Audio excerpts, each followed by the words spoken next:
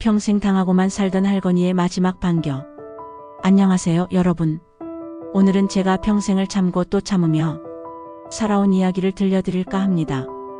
아마 여러분 중에서도 저와 비슷한 삶을 사신 분들이 계실 텐데요. 끝까지 들어보시면 아마 속이 시원해지실 거예요. 제 이름은 김순자, 올해 75세입니다. 새벽 5시에 일어나는 게 버릇이 되어버렸어요. 좁은 원룸에서 허리를 펴며 하루를 시작하죠. 또 하루가 시작되는구나. 열어봐도 김치 한 통하고 밑반찬 몇 개뿐이에요. 찬물에 밥을 말아서 후루룩 먹으면서 생각했어요. 정호가 용돈이라도 좀 줬으면. 아니야, 그래도 내 자식인데. 그때 핸드폰이 울렸어요. 며느리 미경이었죠. 어머니, 오늘 민수 등록금 입금해야 하는데 돈 준비되셨죠? 목소리부터 차가웠어요. 마치 은행 직원처럼요. 미경아, 그게 이번 달은 좀 어려워서. 어머니 약속하셨잖아요. 민수가 대학 다닐 때까지는 어머니가 책임져 주신다고. 할 말이 없었어요. 실제로 제가 그렇게 말했거든요. 손자가 좋은 대학에 가는데 할머니가 도와야죠. 알았어, 미경아. 오늘 중으로 보내줄게. 전화를 끊고 나서 한숨이 나왔어요. 통장에 남은 돈은 50만 원뿐이었는데 등록금은 300만 원이었거든요. 결국 또 그 일을 해야겠다 싶어서 폐지 수거용 리어카를 끌고 나갔어요. 75세 할머니가 새벽부터 골목골목을 돌아다니면서 폐지를 줍는 거예요. 아이고 허리야. 하루 종일 폐지를 주워서 받는 돈이 고작 2만 원이에요. 그것도 운이 좋을 때죠. 점심시간이 되어서 경로당에 갔어요. 친구들과 함께 있으면 그나마 마음이 좀 편해져서요. 순자야, 너 요새 왜 이렇게 말라가냐? 친구 영순이가 걱정스럽게 말했어요. 아니야, 괜찮아. 항상 그렇게 대답했어요. 창피해서요. 내 자식이 엄마한테 등록금을 받아내고 있다는 게. 순자야, 솔직히 말해봐. 정호가 또 돈 달라고 했지? 아니야, 진짜 괜찮다니까. 하지만 영순이는 다 알고 있었어요. 제 표정만 봐도요. 집에 돌아오니까 또 전화가 왔어요. 이번에는 아들 정호였어요. 엄마, 사업이 좀 어려워서 그러는데 급한 돈이 좀 필요해요. 정호야, 엄마가 어디서 돈을 구하냐? 엄마, 집 하나 있잖아요. 우리 옛날 살던 집. 그 순간 심장이 멈추는 것 같았어요. 정호야, 그 집은 안 돼. 그건 엄마가 마지막으로 남겨놓은. 엄마, 제발요. 이번만요. 사업만 잘 되면 바로 다시 사드릴게요. 목소리에 절박함이 있었어요. 하지만 뭔가 이상했어요. 정호야, 사업이 뭐가 그렇게 어려운데? 그냥 복잡해요, 엄마. 어쨌든 집 팔아주세요.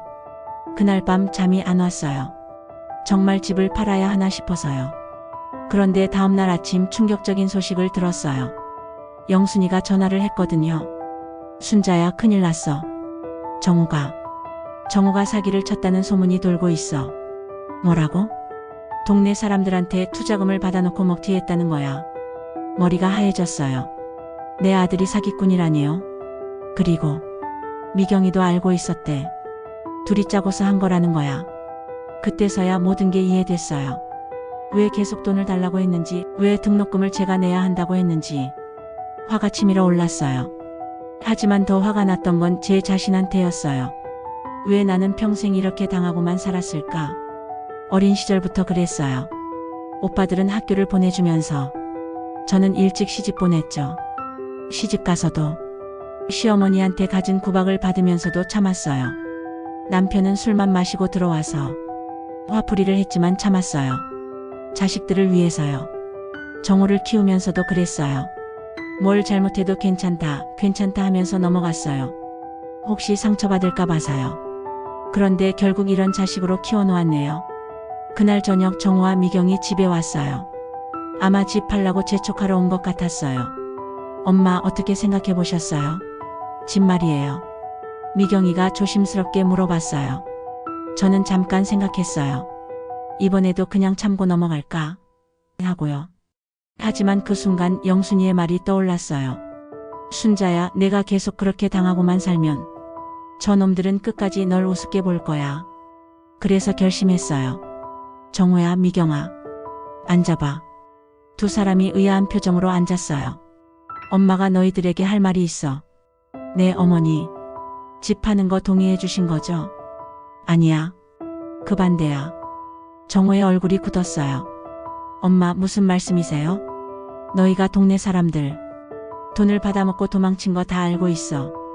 순간 둘의 얼굴이 새파래졌어요. 엄마, 그건 변명하지 마. 이미 다 확인했어. 사실 영순이와 함께 알아본 거였어요. 정호가 사업 투자 명목으로 동네 사람들한테 받은 돈이 무려 2억이었거든요. 그리고 민수 등록금도 이미 다 내놨다면서. 그런데 왜 엄마한테 달라고 했어? 두 사람이 할 말을 잃었어요. 엄마, 그게 아니라. 됐어, 정호야. 이제 엄마 말 좀 들어봐. 목소리에 힘을 넣었어요. 평생 처음으로요. 엄마가 평생 너희를 위해서 참고 살았어. 시어머니한테 구박받아도 참고, 아버지한테 맞아도 참고, 가난해도 참았어. 다 너희들 잘 되라고. 눈물이 나려고 했지만 참았어요. 그런데 너희는 그런 엄마를 호구로 봤구나. 바보로 봤고. 엄마, 그런 게 아니에요. 아니야, 정호야. 그게 맞아. 엄마가 바보였어. 너무 착하게 살았어. 그리고 가방에서 서류를 꺼냈어요. 이게 뭔지 아니? 뭐예요, 어머니?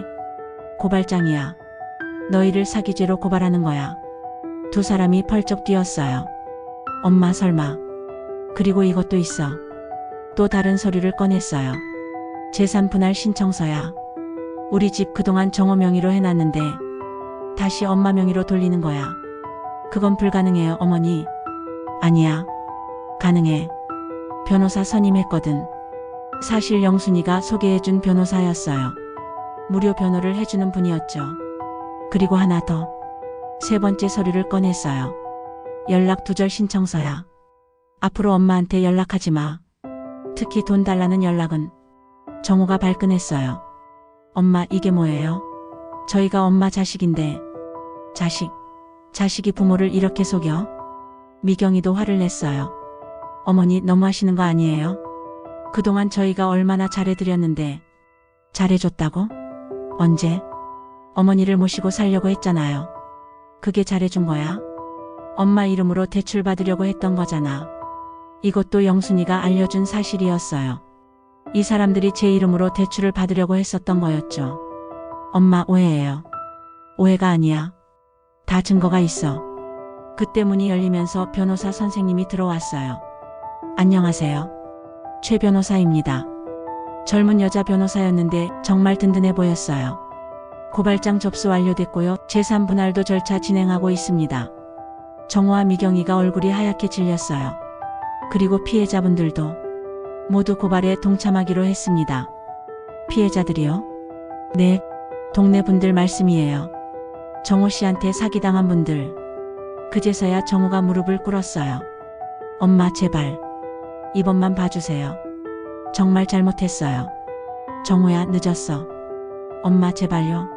감옥 가면 안 돼요. 미경이도 같이 무릎을 꿇었어요. 어머니, 저희가 정말 잘못했어요. 다시는 안 그럴게요. 하지만 전 마음이 변하지 않았어요. 너희가 엄마한테 했던 것처럼 이제 너희도 당해봐. 변호사가 말했어요. 사기 금액이 크니까 실형은 피하기 어려울 것 같습니다. 정호가 울기 시작했어요. 엄마, 정말 제발요. 한 번만 기회를 주세요. 기회? 엄마가 너희한테 몇 번의 기회를 줬는데. 그때 손자 민수가 들어왔어요.